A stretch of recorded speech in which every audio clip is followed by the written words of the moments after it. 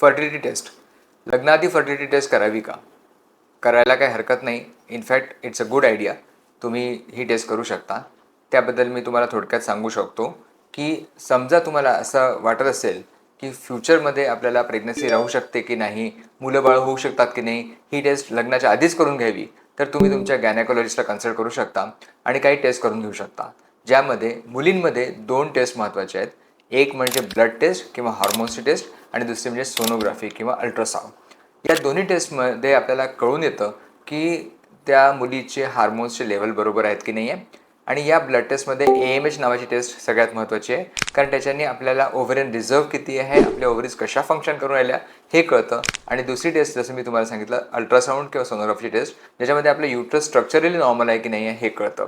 तर या 2 टेस्ट जर तुम्ही केल्या तर तुम्हाला आयडिया येऊ शकते की आपली फर्टिलिटी चांगली आहे आणि आपली सिस्टीम व्यवस्थित सुरू आहे. मुलांमध्ये एकच टेस्ट आहे जी तुम्हाला व्यवस्थित आयडिया देईल, अंदाज देईल की तुमची फर्टिलिटी कशी आहे, आणि ती म्हणजे सीमेन टेस्ट. सीमेन टेस्ट जी आहे ती अर्थातच प्रॉपर पर्सनकडनं करून घ्यावी आणि आपल्या गायनेकॉलॉजिस्टला किंवा आपल्या फिजिशियनला तुम्ही विचारू शकता या टेस्टच्याबद्दल. कुठल्या लॅबॉरेटरीमध्ये ही टेस्ट होते आणि 2 दिवसाचा ॲब्स्टिनन्स ठेवून ही टेस्ट करायला पाहिजे, परंतु ही टेस्ट चांगल्या लॅबमधनं करणं आवश्यक आहे. तर या 2 टेस्ट जर तुम्ही केल्या तर तुम्हाला आयडिया येऊ शकते की तुमची फर्टिलिटी कशी आहे. मुलांमध्ये सीमेन ॲनालिसिस आणि मुलींमध्ये ब्लड टेस्ट, हॉर्मोन टेस्ट, ज्याच्यामध्ये AMH नावाची टेस्ट महत्त्वाची आहे, आणि सोनोग्राफी. धन्यवाद.